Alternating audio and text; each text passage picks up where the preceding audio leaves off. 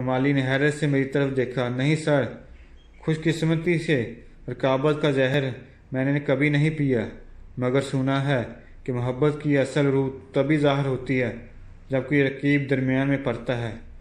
میں نے کھوئے ہوئے لہجے میں کمالی سے پوچھا، رقیب کے ساتھ کیا سلوک کرنا چاہیے کمالی؟ رقیب کے ساتھ رقابت کرنی چاہیے سر۔ رقیب پر رحم کھانے والا دراصل اپنی محبت کے ساتھ مخلص نہیں ہوتا۔ میں نے چونک کر اسے دیکھا۔ لیکن محبت تو محبت ہوتی ہے، نہ کوئی جنگ۔ کمالی مسکرا دیا۔ محبت میں رقابت سے بڑی جنگ بھلا اور کیا ہوگی اس دنیا میں سر؟ اور آپ نے سنا تو ہوگا کہ محبت اور جنگ میں سب جائز ہوتا ہے۔ میں دفتر سے باہر نکلا تو رقابت کا زہر میرے پورے وجود میں اپنے پنجے گاڑنے شروع کر چکا تھا۔ جانے کب دن ڈلا اور کب رات ہوئی، میرا سارا جسم جل رہا تھا۔ کبیر نے رات گئے جب گھر کے دروازوں اور گیٹ کو تالا لگانے کی اجازت چاہی تو میری آنکھیں اس پر جم گئی۔ کبیر خان، تم میرے لیے کیا کر سکتے ہو؟ کبیر نے حیرت سے میری طرف دیکھا۔ ہم جان لے سکتا ہے، ہم جان دے بھی سکتا ہے۔ کبیر خان کچھ دیر تک میرے جواب کا انتظار کرتا رہا۔ آپ کو حکم کرو صاحب۔ کبیر خان کا جان بھی حاضر ہے آپ کے لیے۔ میں اپنے خیالات سے چونکا۔ ہاں، فی الحال کچھ نہیں، بس ایسے ہی کچھ خیال آ گیا تھا۔ تم جاؤ، رات بہت ہو گئی ہے، تمہاری گھر والی رات دیکھتی ہوگی تمہاری۔ کبیر کچھ کہتے کہتے رک گیا اور الجھن زدہ سا وہاں سے چلا گیا۔ یہ مجھے کیا ہوتا جا رہا ہے؟ میرے اندر یہ کیسی عجیب سی ایک جنگ چھڑنے لگی تھی، جیسے میرا وجود دو حصوں میں تقسیم ہوتا جا رہا ہو۔ میرے اندر ایک نیا پرزاد جنم لینے لگا تھا جو مجھے رقیب سے رقابت کے سبق سکھانے لگا تھا۔ وہ سارا دن میرے اندر بولتا رہتا تھا، یہ کیا کرنے جا رہے ہو احمق انسان؟ خود اپنے ہاتھوں اپنی قبر کھودنے کا انتظام خوب کیا ہے تم نے۔ اب تمہاری رقم سے ادران عینی کی آنکھوں کا علاج کروائے گا، اور پھر جب وہ لڑکی تمہیں اس شہزادے کے پہلو میں کھڑے دیکھے گی تو فیصلہ کس کے حق میں ہوگا، یہ تم بھی اچھی طرح جانتے ہو۔ ٹھیک ہی کہا تھا ادران نے، وہ بہت مان دیتی ہے مجھے، مگر صرف مان، عزت اور تعظیم میں نہ جانے کیا کچھ سمجھ بیٹھا تھا۔ جس تبسم کو میں اپنے مقدر کی پھوار سمجھا تھا وہ تو اس کی عادت نکلا۔ 4 دن اس نے مجھ سے ہنس کر بات کیا کر لی اور ذرا سا اپنا وقت مجھ پر صرف کیا کر دیا۔ میں تو اس کی محبت کا حقدار سمجھ بیٹھا خود کو۔ احمقوں کی جنت کا سردار تھا میں۔ کتنا بڑا دھوکہ کھایا تھا اپنے اس صدا کے غدار دل کے ہاتھوں میں نے۔ وہ منافق تھا جسے 100 بار ایک ہی سوراخ سے ڈسا گیا۔ جی چاہ رہا تھا کہ خود اپنے ہاتھوں سے اپنا سینہ چیر کر اس بیوقوف قلب کو باہر نکالوں اور اپنے قدموں تلے اس وقت تک رونتا رہوں جب تک کہ زندگی کا آخری رمق باقی رہے۔ اگلے دن میں گھر سے نکلا تو جانے کہاں کہاں بھٹکتا رہا، اور پھر کسی ہوٹل کا بورڈ دیکھا میں نے۔ ڈرائیور کو گاڑی اس موڑ نے کہہ دیا۔ میں کچھ دیر تنہا بیٹھنا چاہتا تھا، اور کبھی کبھی تنہائی میں صرف لوگوں کے ہجوم میں ملتی ہے۔ ویرانوں میں تو ہم اپنے سامنے مزید نمایاں ہو جاتے ہیں، تو مجھے ایسی تنہائی چاہیے تھی جہاں خود مجھے بھی میرا سامنا نہ کرنا پڑے۔ لابی میں بیٹھے بیٹھے 2 گھنٹے گزر گئے۔ یہ 5 اور 7 ستارہ ہوٹل بھی عجیب ہوتے ہیں۔ ایک دنیا ایک خلقت وہاں آتی جاتی رہتی ہے، مگر کسی کو کسی سے کوئی غرض نہیں ہوتی۔ سب کے ہونٹوں پر مسکراہٹ ہوتی ہے، مگر عموماً مسکرانے کی وجہ نامعلوم رہتی ہے۔ اچانک لابی میں ایک شور سا اٹھا، کچھ لوگ ایک جانب لپکے۔ میں نے پلٹ کر دیکھا تو لبنہ اپنے سٹاف کے ساتھ لوبی میں داخل ہو رہی تھی۔ میڈم شہ پارہ کے مدعون اس آٹوگراف لینے میں مصروف تھے۔ مجھے یہ دیکھ کر خوشی ہوئی کہ لبنہ کی ساکھ بطور ہیروئن بھی پھر سے بحال ہو چکی تھی۔ جانے یہ آٹوگراف لینے والے مداح بعد میں اس کو آٹوگراف کے سین سنبھال کر بھی رکھتے ہوں گے، یا پھر وقت گزرنے کے بعد یہ یادیں بھی ردی کی ٹوکری کی نظر ہو جاتی ہوں گی۔ لبنہ کی نظر مجھ پر پڑی تو وہ سب سے معذرت کر کے میری طرف چلی آئی۔ ارے پریزاد تم، کیا کوئی میٹنگ وغیرہ ہے؟ نہیں، خود سے چھپنے کے لیے یہاں بیٹھا تھا۔ میرا جواب سن کر وہ خاموش ہی ہوگی۔ کیوں جلاتے رہتے ہو خود کو ہمیشہ؟ کب تک جلتے رہو گے؟ یہ دنیا تمہارے اندر کی دنیا سے بہت مختلف ہے۔ پلیز خود کو اس دنیا کے مطابق ڈالنے کی کوشش کرو۔ میں دھیرے سے مسکرایا، گویا منافقت کا درس دے رہی ہو۔ نہیں پریزاد، نہیں، مگر یہ دوگلا پن ہماری فطرت بن چکا ہے۔ کمالی صاحب مجھے بتا رہے تھے کہ تم ہمارے ساتھ کینیڈا نہیں چل رہے ہو، کیا کوئی پریشانی ہے؟ میں نے بات ٹالی، نہیں، تم لوگ پہنچو، میں بعد میں آ جاؤں گا۔ اور سنو، مجھے یقین ہے کہ یہ فلم تمہارے کیریئر کی بہترین فلم ہوگی، لیکن وعدہ کرو سپر ہٹ ہو جانے کے بعد پہلا آٹوگراف میرے لیے ہوگا۔ وہ ہنستے ہنستے رو پڑی۔ مت کیا کرو ایسی باتیں، یہ سب تمہاری وجہ سے ہے، اور اگر میرا بس چلے تو ساری دنیا کو تم سے آٹوگراف لینے بھیج دوں۔ میں تمہیں بتا نہیں سکتی کہ میں تمہاری کتنی احسان مند ہوں پریزاد۔ میں نے شکوہ کیا، پھر وہی احسان کی بات۔ کتنی بار تمہیں سمجھاؤں کہ دوستی میں احسان نہیں ہوتا؟ لبنہ کی آنکھیں ابھی تک نم تھی۔ تم نہیں جانتے پریزاد، مجھ جیسے لوگ جو زندگی میں ان گن سمجھوتے کر کے یہاں تک پہنچتے ہیں، ان کے لیے کسی کا یہ بے لوث رویہ دنیا کے کسی بھی احسان سے کہیں بڑھ کر ہوتا ہے۔ کبھی کبھی ہم تو ہمارے ضمیر کو بھرپور کچو کے لگاتے رہتے ہیں کہ بدلے میں ہم اپنے موشن کے لیے کچھ بھی نہیں کر پائے۔ یہ احساس بڑا بے سکون کر دینے والا ہوتا ہے۔ لبنہ کے جانے کے بعد بھی میں بہت دیر تک بے مقصد وہی بیٹھا رہا۔ میں نے اپنا موبائل خاموش کر دیا تھا۔ بے خیالی میں میری نظر پڑی تو کمالی اور اینی سمیت بہت سے لوگوں کی کال دکھائی دی۔ عجیب عذاب نواں شے ہے یہ سیل فون بھی۔ ہر وقت ہر کسی کی دسترس میں رکھتا ہے، کسی مضبوط شکنجے جیسا۔ دفتر پہنچا تو پی اے نے بتایا کہ اینی بی بی کا درجنوں بار فون آ چکا ہے۔ اس نے بنا پوچھے فون ملا دیا۔ وہ مجھ سے روٹھی ہوئی تھی۔ کہاں چلے جاتے ہیں آپ یوں بنا بتائے؟ 4-5 دن بعد میری روانگی ہے اور آپ ہیں کہ وجہ وقت ہی نہیں دے رہے۔ یاد رکھیے پریزاد، اگر آپ وقت پر نیو یارک نہ پہنچے تو میں آپریشن نہیں کرواؤں گی، اور اسے دھمکی مت سمجھیے گا۔ نہ چاہتے ہوئے بھی میرا لہجہ کچھ تلخ سا ہو گیا۔ نہ ہوا کرو میرے لیے اتنا پریشان، مجھ جیسے بے مول انسان کی اتنی فکر نہ کیا کرو، اور بہت لوگ ہیں یہاں تمہاری توجہ کے قابل۔ یعنی رہنسی ہوئی گی۔ کیوں؟ کیا مجھے آپ کے لیے فکر کرنے کا اور پریشان ہونے کا حق بھی نہیں ہے؟ ٹھیک ہے، میں کہیں نہیں جا رہی۔ اس نے فون رکھ دیا، اور پھر شام تک وہ بڑی مشکل سے مانی۔ جب انسان خود سے ہی روٹھا ہو تو اسے کسی دوسرے کو منانا کتنا مشکل ہو جاتا ہے، اس بات کا احساس مجھے اس روز ہوا۔ تیسرا دن فلم یون کینیڈا روانہ ہو گیا۔ میری بے چینی بھی اپنے روز کو پہنچ چکی تھی۔ میرے اندر پلٹا نیا پریزاد مجھے دن بھر کچو کے لگاتا رہتا تھا۔ ترکیب سے رقابت اور دشمن سے دشمنی کی جاتی تھی،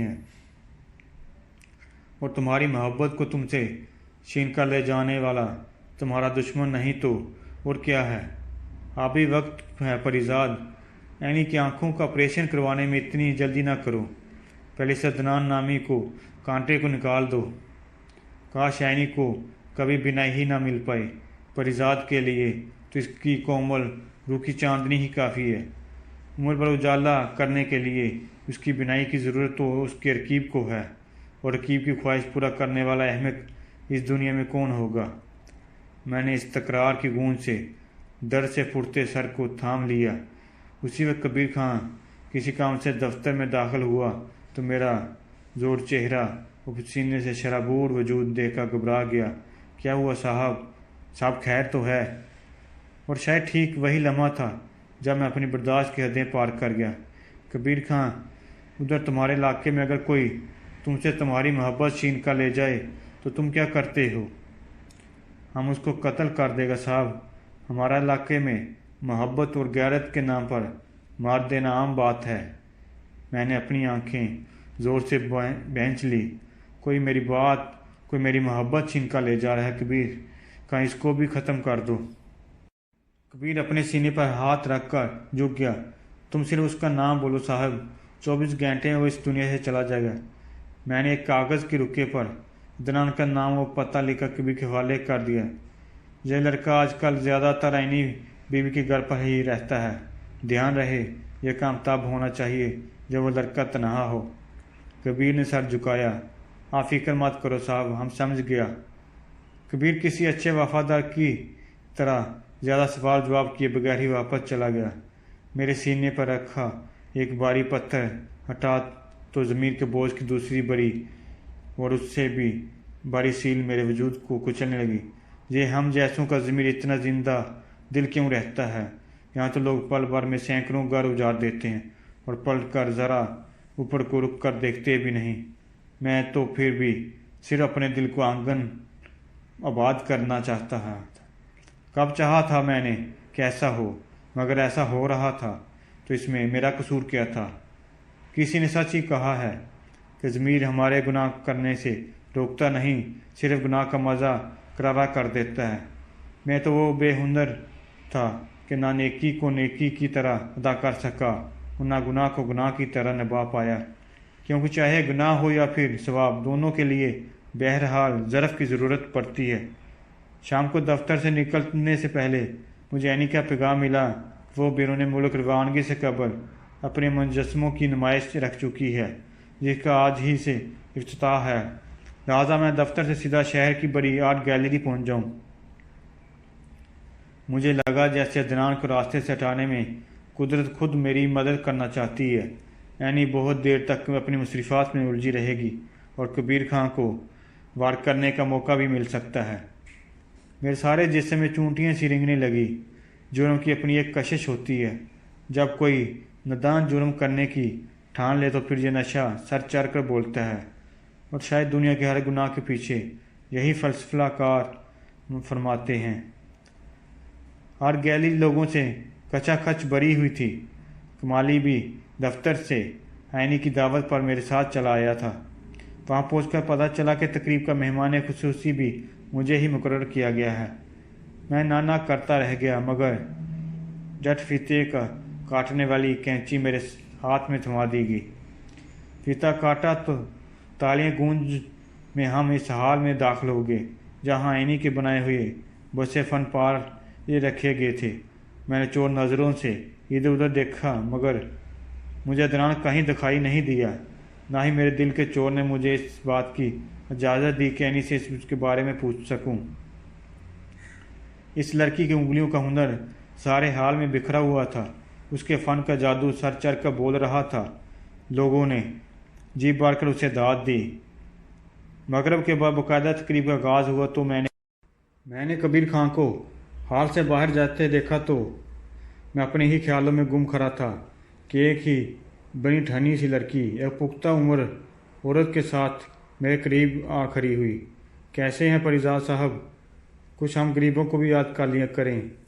आपने तो शह पारा के बाद किसी और फिल्मी हिरन को देखा तक नहीं। मैंने हैरत से उसकी तरफ देखा। कमाली ने जल्दी से तारफ़ करवाया। सर, ये मैडम ज़ारा हैं, शह पारा की टक्कर की हिरन है। ज़ारा ने अंसारी से सर झुकाया। कहा, जी शहपारा की टक्कर की होती तो आज भी मैं भी परिजाद साहब की किसी फिल्म में कास्ट होती, मगर उन्होंने पलट कर पूछा तक नहीं। कोई और मौका होता तो मैं शायद इसकी बात इत्मीनान से सुनता, मगर उस वक्त मेरा सारा ध्यान कबीर और अदनान की तरफ लगा हुआ था। मैंने जान छुड़ाने के लिए कहा, अगर मैंने दूसरी फिल्म अनाउंस की तो आपको ज़रूर मौका दूंगा। फ़िलहाल मैं किसी और उलझन में हूँ, माफ़ कीजिएगा। कमाली ने मेरे हटने के बाद जाने बात संभालने के लिए इस हुस्न बेपरवाह को क्या कहा। मैं हटकर एक जन्म खड़ा होकर बाजार कोई फ़न पारा देखने लगा। कुछ देर बाद कमाली हाथ में एक तारफ़ी कार्ड लिए मेरी तरफ आ गया। सर, ये ज़ारा ने अपना कार्ड दिया है और इसके पीछे अपना ख़ास ज़ाती नंबर भी लिख दिया है। इसने उसकी माँ ने भी ख्वाहिश जाहिर की कि कभी उनके साथ डिनर वगैरह करें। मैंने कार्ड देखकर बेपरवाही से कमाली के हवाले कर दिया। वो कुछ हैरान हुआ। तुम जानते हो कमाली, مجھے ایسے لوگوں سے ملنے کا کبھی کوئی شوق نہیں رہا۔ حسن جب خود اپنی قیمت لگانے پر تل جائے تو بیک وقت اس سے زیادہ گیرا اور ذات جنس زمانے میں کوئی دوسری نہیں ہوتی۔ کمالی مسکرایا۔ یہ آپ ہی ہیں جو اس جنس کو آرازاں سمجھ رہے ہیں سر، ورنہ سچ تو یہ ہے کہ اس وقت بھی شہر بھر کے امراء اسی زارا کے ساتھ لنچ یا ڈنر پر ذرا سا وقت گزارنے کے لیے جانے کیا کیا جتن کرتے ہوں گے۔ میں تو یہ کہوں گا سر کہ جب حسن اپنی قیمت لگانے پر آ جائے تو اس سے مہنگی چیز دنیا میں کوئی اور نہیں ہوتی۔ میں نے سر جھٹکایا۔ وہ حسن ہی کیا جو بک جائے۔ ٹھیک کہتے ہیں سر آپ، مگر بات اگر سودے بازی کی ہو تو حسین کے پاس دان کرنے کے لیے سب سے بڑا عطیہ حسن ہی تو ہوتا ہے۔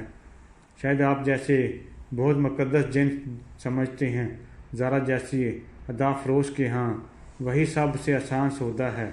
اپنی اپنی سوچ کی بات ہے سر۔ کسی کی دولت انبار دی کے کاغذ کے ٹکڑوں جیسے ہیں تو کسی کے لیے حسن اور ادا اسی ردی کا نعم البدل ہے۔ اتنے میں دوسرے ہال سے اسپیکر پر تقریب شروع ہونے کا اعلان کیا گیا۔ سارے مہمان اپنی نشستوں پر بیٹھ چکے تھے۔ میں پہلی رو میں اپنے نام والی نشست پر بیٹھا تو اچانک میری نظر اسٹیج کے پیچھے اپنے کاموں میں مصروف عدنان پر پڑی۔ میں نے بے چینی سے ادھر دیکھا تو کبیر خان مجھے ہال کے دروازے پر جمع کھڑا نظر آیا۔ میری اس سے نظر ملی تو اس نے آنکھوں سے مجھے مطمئن رہنے کا اشارہ کیا، جیسے کہہ رہا ہو کہ آپ فکر نہ کریں صاحب، آپ کا گلا موجود ہے یہیں۔ میں نے اینی کو سختی سے منع کیا تھا کہ وہ کسی صورت بھی مجھے اسٹیج پر آ کر کچھ کہنے کا نہیں کہے گی، کیونکہ میری طبیعت اس وقت اجازت نہیں دے رہی۔ لہذا تقریب کے اناؤنسر نے سب سے پہلے میری طبیعت کی خرابی کا بہانہ کر کے میری طرف سے تمام حاضرین کا شکریہ ادا کیا، اور پھر ایک ایک کر کے تقریب میں موجود ترکہ فن کے ماہرین کو ڈائس پر بلایا جاتا رہا، اور وہ آئینی کے فن کے بارے میں اپنی رائے دے کر پڑھتے رہے۔ میں اپنے خیالوں میں گم بیٹھا، یہ سب کچھ دیکھ رہا تھا۔ مجھے پتہ ہی نہیں چلا کہ کب کوئی میرے قریب آ کر بیٹھ گیا۔ کن خیالوں میں گم ہے پریزاد صاحب؟ میں عدنان کی آواز سن کر اچھل ہی تو پڑا۔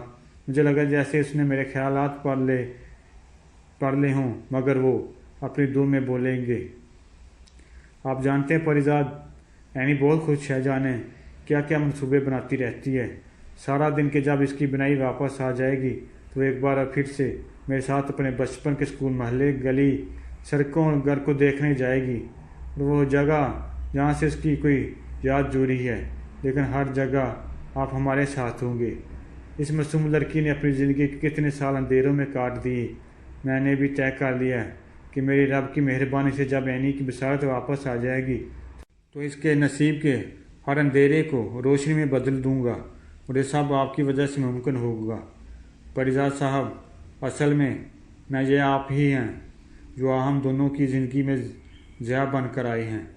میں گمسم عدنان کی باتیں سن رہا تھا کہ اسٹیج پر سب سے آخر میں اینی کا نام پکارا گیا۔ ہال میں تالیاں گونج کے دوران وہ دھیرے دھیرے چلتی اپنی کسی ساتھی کے سہارے ڈائس تک پہنچی تو سناٹا سا چھا گیا۔ وہ بولی تو میرے آس پاس صرف اس کے الفاظ اپنے سر بکھیرنے لگے۔ آج میری زندگی کا بہت بڑا دن ہے، اس لیے نہیں کہ آج میں فن پارہ کی نمائش ہوئی اور ملک کے نامور فنکاروں نے میرے فن کو سراہا۔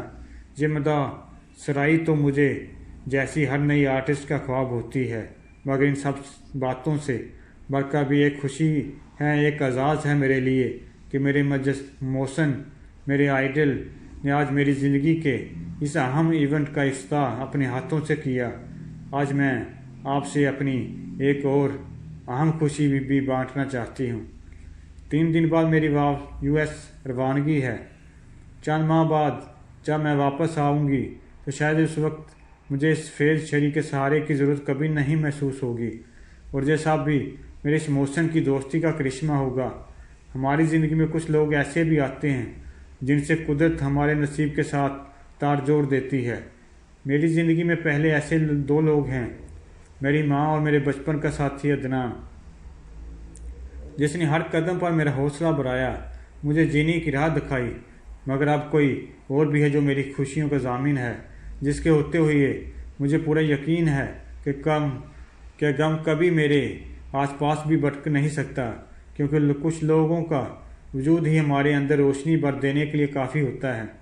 और आज आप लोग जो मेरे इर्द गिर्द ये खुशियों की बहार देख रहे हैं, ये सब इस अजीम हस्ती की देन है। वही जो मेरे मोहसिन, मेरे आइडल और दुनिया में सबसे ज़्यादा मुहतरम है मेरे लिए। सारा हाल आईनी की तकरीर ख़त्म होने पर तालियों से गूंज उठा और बहुत देर तक शोर से कान परी आवाज़ सुनाई नहीं दी, लेकिन हाल के इस शोर से कहीं ज़्यादा शोर और चीखो पुकार खुद मेरे अंदर मची हुई थी। मुझे अपना आप बहुत छोटा, बहुत हकीर महसूस हो रहा था। मेरे अंदर लगे आईने मेरी दूसरी जानब खड़े परिजाद मुझसे चिंग चिंग कर कह रहा था, तुम एक खुदगर्ज इंसान हो परिजाद। क्या यही तुम्हारी नाम नहाद मोहब्बत है कि खुद अपने हाथों अपनी चाहत की खुशियों का गला घोंटने चले हो? कितने कम ज़रफ़ हो तुम, कितनी आला ज़रफ़ हो कि तुम्हें इतना मान देती है, मगर तुम इस मान के काबिल कहाँ? तुम भी वही आम दुनियादार निकले परिजाद, खुद गर्ज और मतलब परस्त। जितना तुम्हारा तन मैला, इतना ही तुम्हारा मन गदाला। यही तुम्हारी असलियत और यही तुम्हारी औकात है परिजाद। मेरी अंदर की आवाज़ें इतनी बुलंद होने लगी कि मैंने घबरा कर कानों पर हाथ रख लिए और ठीक इसी लम्हे उसकी मुलायम आवाज़ सुनाई दी, परिजाद कहाँ छुपे बैठे हैं आप? मैं आपको सारे हाल में ढूंढती फिर रही हूँ। आपकी तबीयत तो ठीक है ना? मैंने घबरा कर ऐनी की तरफ देखा। तकरीब ख़त्म हो चुकी थी और लोग एक एक करके ऐनी को कामयाब नुमाइश पर मुबारकबाद देकर वापस पलट रहे थे। हाँ मैं ठीक हूँ, यूँ ही बस ज़रा बीच में जी घबरा रहा था। तुम बताओ, तुम खुश तो हो ना? आज तुमने ये मार्का भी सर कर ही लिया। ऐनी हंस पड़ी। वो बहुत हल्की फुल्की लग रही थी। जनाब, ये सारे मार्के आपकी वजह से सर हो रहे हैं, पता है? अदनान तो मुझे कहता है कि आप मेरी ज़िंदगी मेरी लकी चाँद बन कर आए हैं। वो क्या कहते हैं इसे आपकी शायराना गुफ्तगू में, खुश नसीबी का सितारा। अदनान के जिक्र पर जैसे मुझे सब कुछ दोबारा याद आ गया और मैंने घबरा कर इधर उधर देखा, मगर ये अदनान है कहाँ? दिखाई नहीं दे रहा। ऐनी मुस्कुराई। पता नहीं, कह रहा था कि मुझे कोई सरप्राइज़ देना चाहता है, शायद किसी काम से उसी सिलसिले में बाहर गया है, बस आता ही होगा। मेरे होश उड़ गए। अदनान तनहा बाहर निकल चुका था। मैंने जल्दी से घड़ी पर नज़र डाली। रात के 10 बज रहे थे। मैंने ऐनी को वहीं रुकने का कहा और जल्दी में बाहर की जानिब लपका। मेरे सारे खदशे शायद आज ही दुरुस्त साबित होने थे। मेरी गाड़ी के करीब मेरा ड्राइवर और घर का दूसरा गार्ड मुस्तैद खड़े थे। मैंने हड़बड़ाए हुए लहजे में उनसे पूछा, कबीर खां कहाँ हैं? ड्राइवर ने अदब से जवाब दिया कि वो किसी ज़रूरी काम कहकर बाहर निकला है। मेरे साथ जाने के लिए उसने घर से दूसरा गार्ड तलब कर लिया था। इसी गार्ड ने मुझे बताया कि कबीर खां किसी प्राइवेट गाड़ी में बाहर निकला है। मेरे हाथ पांव फूलने लगे। यकीनन कबीर खां अदनान के पीछे गया था ना, ताकि मौका पाकर उसे ख़त्म कर दे। मैंने कांपते हाथों से कबीर का नंबर डायल किया। घंटी बजती रही मगर इसने फ़ोन नहीं उठाया। मैंने जल्दी से दोबारा नंबर मिलाया। मेरे अंदर समुंदर की तेज़ लहरें जैसा शोर उठा, ठाठे मार रहा था। फ़ोन उठाओ कबीर खां, वरना आज हम दोनों के हाथों एक गुनाह कबीरा सरजद हो जाएगा। फ़ोन उठाओ कबीर, खुदा के लिए फ़ोन उठाओ। मैंने खुद कलामी करते 5 मरतबा कबीर का नंबर डायल किया। तीसरी गेंद पर उसने फ़ोन उठाया लिया। मेरी आवाज़ कांप गई। तुम कहाँ हो कबीर खां? जल्दी वापस लौटो। दूसरी जंग ट्रैफिक का बहुत शोर था। हम शिकार के पीछे आए हैं साहब, तुम फिक्र मत करो, वो इस वक्त ठीक हमारा निशाने पर है। मैंने चीख कर कहा, नहीं कबीर खां, ऐसी गलती मत करना। मेरा हुक्म है कि फ़ौरन वापस आ जाओ। दूसरी जानिब कबीर को मेरी आवाज़ ठीक सुनाई नहीं दी। बहुत शोर है साहब, हम काम ख़त्म करते ही वापस आता है। वो लड़का दूसरी गाड़ी में हमारे निशाने पर है, बस 1 मिनट और। कबीर की आवाज़ कट गई। मैं इतनी ज़ोर से चलाया कि सारी पार्किंग मेरी आवाज़ से गूंज उठी। तुम इस लड़के को नहीं मारोगे कबीर खां, ये मेरा हुक्म है। ये मेरी आवाज़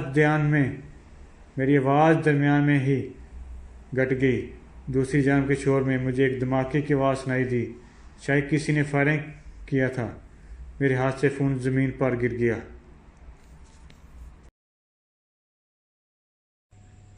रहील मेरी दूसरी बीवी के पहले शोहर से था। जुड़वा बेटों की पैदाइश के वक्त कुछ ऐसी पेचीदगी पैदा होगी कि मेरी पहली बीवी बच न सकी। बच्चों की देखभाल के लिए अम्मा फौरी तौर पर खैरुन्निसा को ब्याह लाई और यूं रहील भी हमारी ज़िंदगी में चला आया। पहले दिन अम्मा ने उसका तारुफ करवाते वक्त कहा, बेटा खैरुन्निसा बहुत अच्छी औरत है और दुखी भी है, तेरे घर और बच्चों को बहुत प्यार से संभाल लेगी। बस अपने बच्चों की खातिर तुझे उसके लड़के को भी घर में बर्दाश्त करना होगा। अब वो उस बदजात को भला कहाँ छोड़े। अम्मा की इस बात ने मेरे दिल में एक गिरा लगा दी। दिल के एक कोने में कीना पलने लगा। रहील बहुत तमीज़दार बच्चा था। एक चीज़ जो मैंने शिद्दत से नोट की, मेरे सर्द रवैये के बावजूद वो मुझसे बहुत मोहब्बत करता और मेरे रवैये से उसको कोई फ़र्क नहीं पड़ता था। सुबह जब मैं नाश्ते के लिए खाने की मेज़ पर आता, रहील इंतहाई तमीज़ के साथ अस्सलाम वालेकुम अब्बा जान कहता और बात कर मेरे आगे अखबार रखता।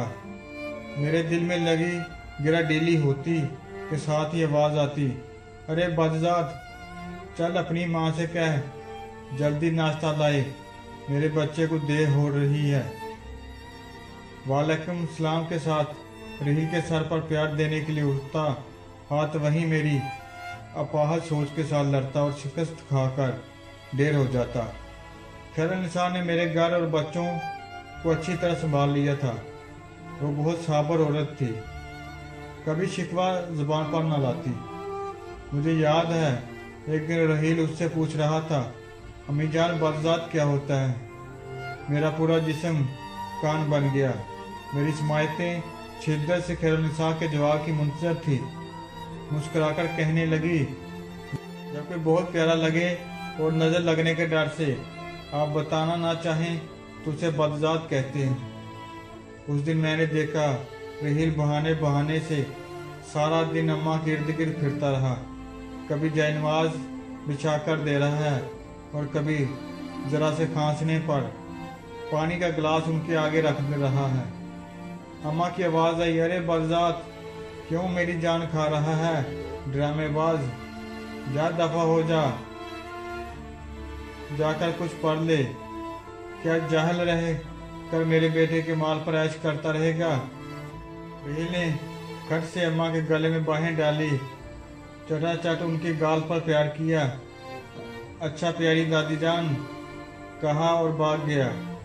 मैं वही अम्मा के तख्त के पास बैठा देख रहा था। अम्मा की आंखों में हल्की सी नूर की चमक नजर आई और फिर मदम हो गई। कैसे बदकिस्मत थे हम माँ बेटा और कैसे खुशबख्त थे वो माँ बेटा।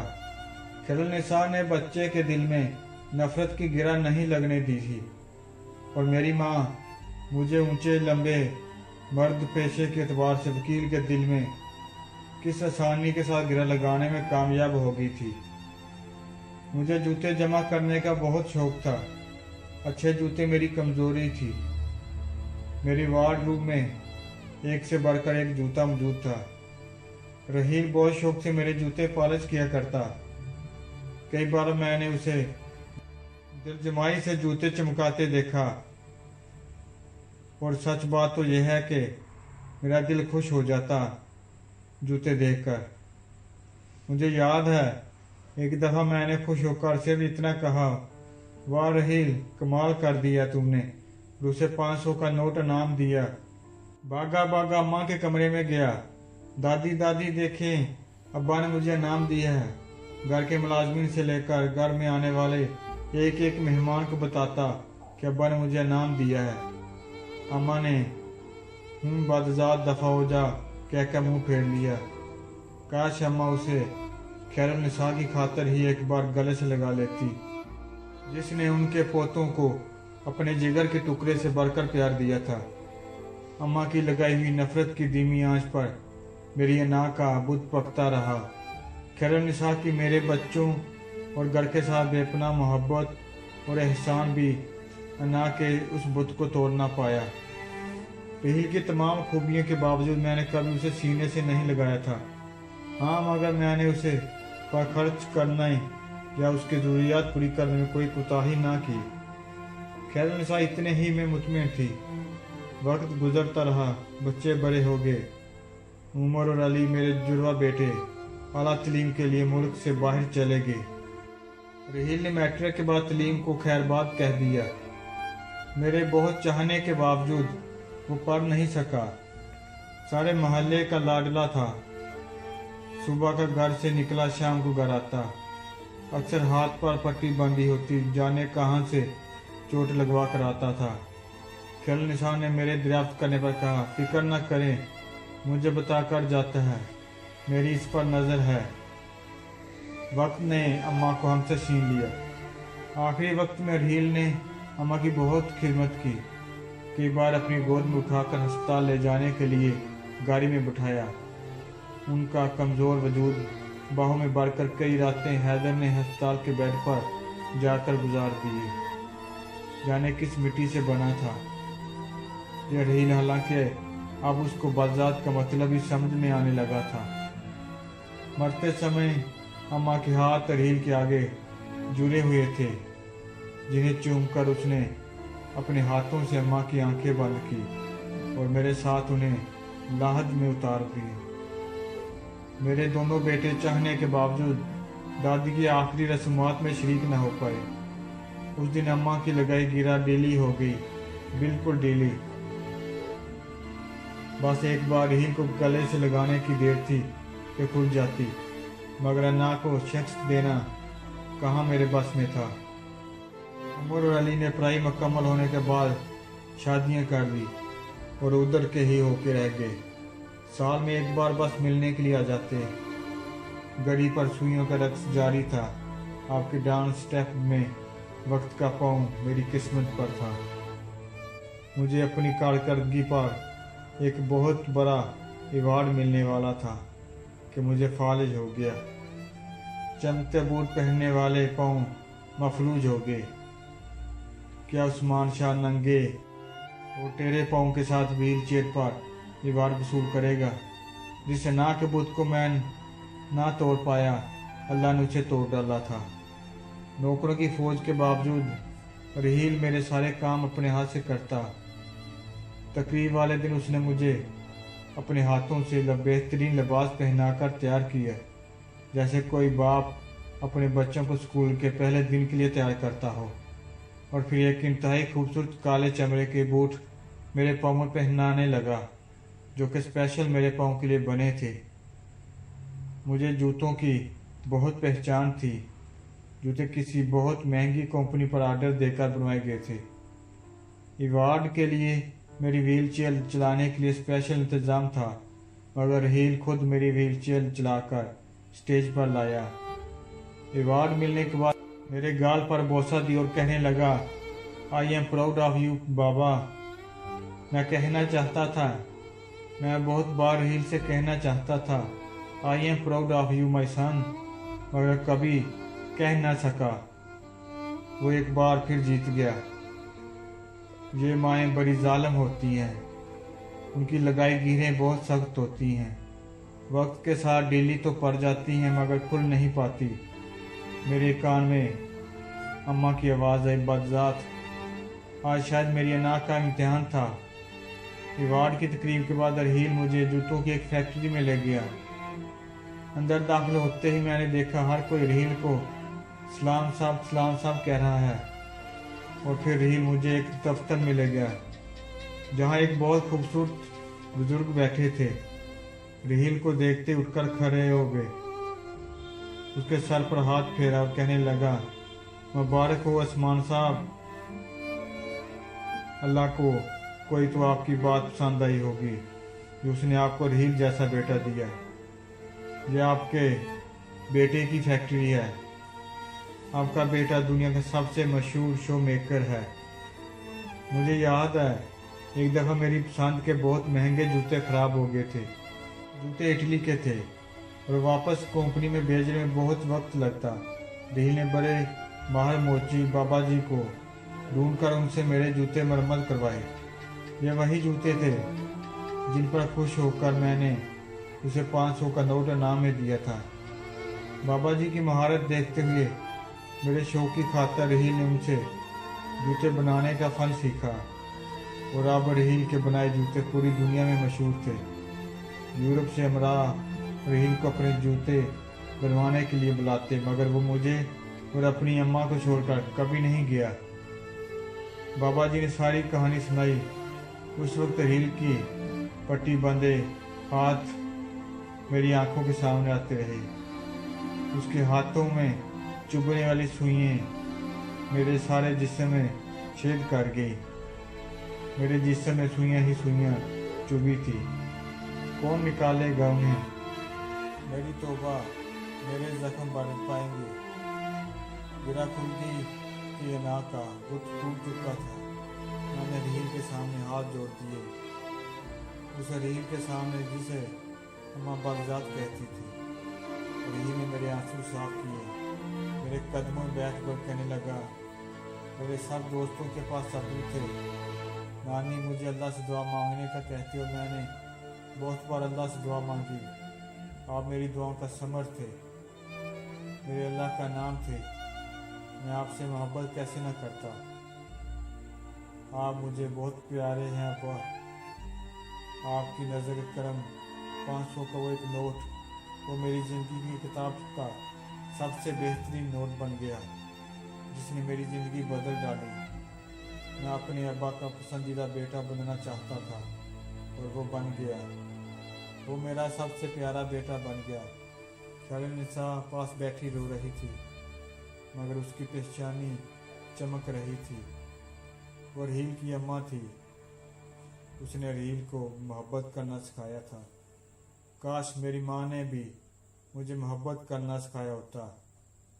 उस रात जब रहील ने अपने हाथों से बनाए हुए मेरे बूट उतार कर मुझे बेड पर लटाया, तो ज़िंदगी में पहली बार मैंने उसका मुंह चूम कर कहा, I am proud of you my son, I love you more than everything.